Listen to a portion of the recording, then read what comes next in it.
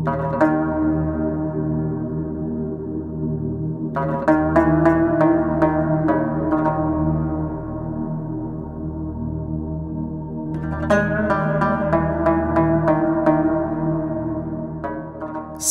Арабия се издържа от две течности – вода и нефт. Нефтът се счита от мнозина за най-важният природен ресурс на страната. Въпреки това, за самите саудици водата става все по-ценна. Приходите от нефт растат, което позволява небостъргачите да се строят с бясна скорост. Но запасите от вода непрекъснато намаляват. Както се оказва, този ресурс може да свърши. Краят е близо и заплашва самото съществуване на пустинното кралство. Основният източник на прясна вода на полуострова е арабският водоносен хоризонт, образуван преди 20 000 години, когато климатът в тази област е бил много по-влажен.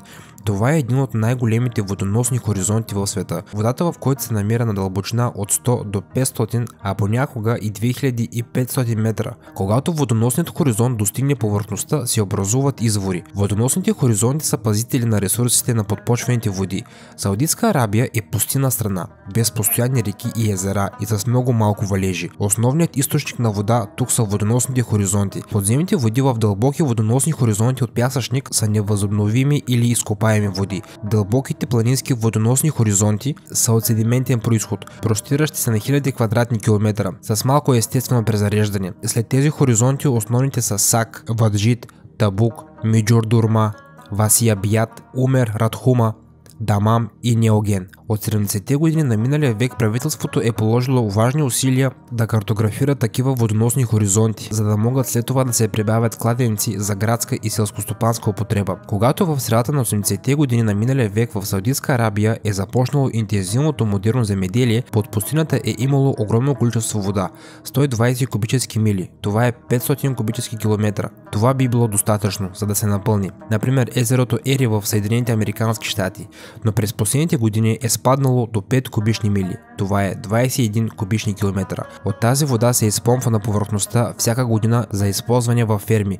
Въз основа на производствените обеми, саудитците вече са изразходвали най-малко 96 кубически мили. Това е 400 кубически километра от своите водоносни хоризонти. Експерти са изчислили, че 80% от изкопаемите води на саудитците вече не съществуват. Това означава, че един от най-големите и най-старите резерви на прясна вода на нашата планета в едно от най-горещите и сухи места е станал практически празен за малко повече от едно поколение. Защо се е случило това обаче? От небето пейзажът на Саудитска Арабия е осеян с зеленина. Това са земеделски полета, появили се в пустинята благодарение на напояването.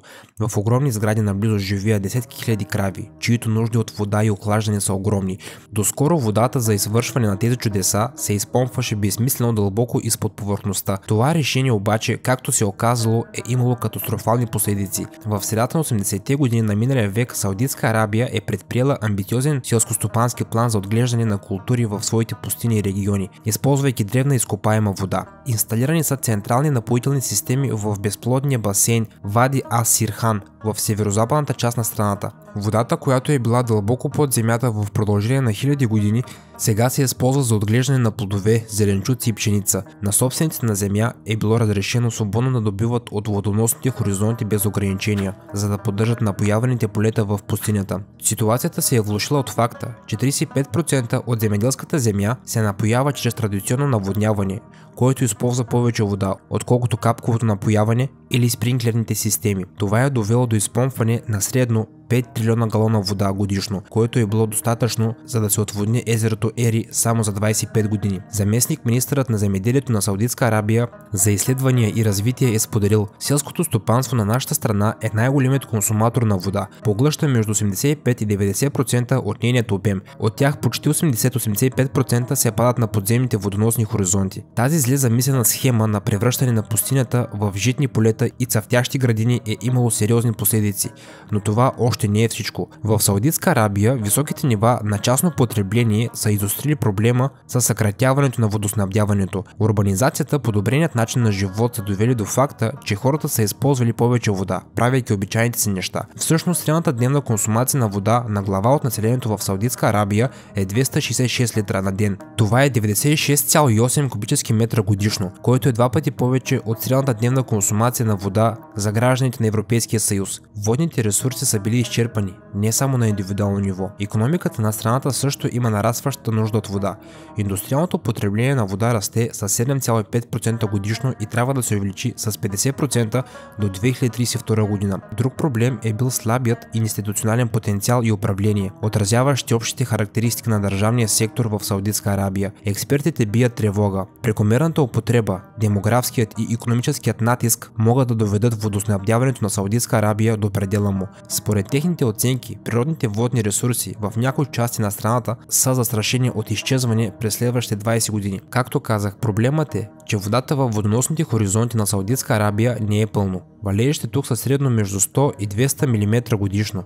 Валежите тук са голяма рядкост, което прави подземните води в района невъзобновяем ресурс. Когато през 2008 година хидролозите прогнозирали, че изпомпването на подпочвените води ще е възможно само след 50 години, местното производство на пшеница е трябвало да спре. За да се избегне недостигът на храна, през 2011 година е било създадена Саудитска инвестиционна компания за земеделие и животновъдство, за да осигури хранителни доставки със средства еквивалентни на 800 милиона щатски долара. Компанията е инвестирала в Канадският съвет по пшеницата, който означава, че част от канадското зърно ще бъде изпратено в Саудитска Арабия. В допълнение към Канада, Австралия и Бразилия са станали приоритетни области за инвестиции в различни зърнени храни и червени меса. Саудитското правителство е решило да разчита почти изцяло на вносни култури от други страни, за да изхрани своето население от 30 милиона души. Аутсорсването на производството на храни в страни като Судан и Украйна, както и в други страни в Южна Америка и Азия, помогна на Саудитска Арабия да отглежда собствена храна за износ обратно в кралството. Местните фермери са били насърчени да се включат в алтернативни селскостопански дейности, както и отглеждане на плодове и зеленчуци в оранжерии, използвайки модерни методи за капково напояване. До 2014 година вносът на селскостопанските продукти от Саудитска Арабия в Съединените американски щати е нараснало до най-високото си ниво за всички времена. Всъщност тази страна внася водни запаси от Съединените щати под формата на храна.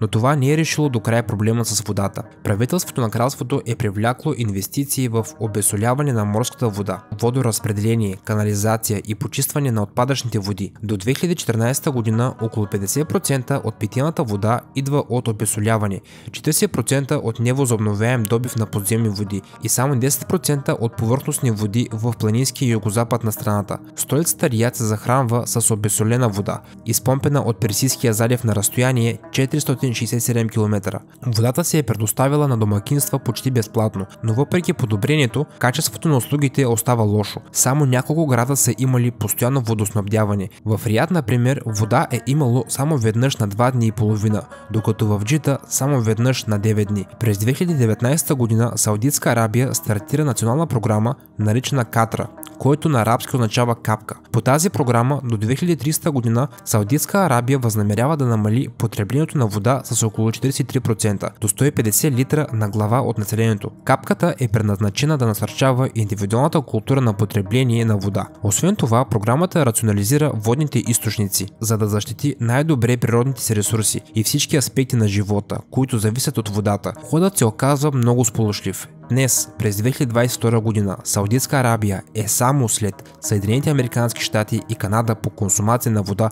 на глава от населението. Саудитска Арабия е отличен пример за това как лошото управление на водните ресурси може да има сериозни последици за водния сектор. Особено като се има предвид, че изменението на климата оказва натиск върху наличието и качеството на водните ресурси. Саудитска Арабия обаче също е пример и за управление на недостига на вода, чрез разработване на инсталации за обесоляване, разширяването на процеси и инфраструктурата за рециклиране на водата. Преминаването от местно земеделие към аутсорсинг на храни, страната прави всичко възможно, за да се снабди с вода. Аз бях Айхан Инфая, приятели. Какво е вашето мнение за видеоклипа?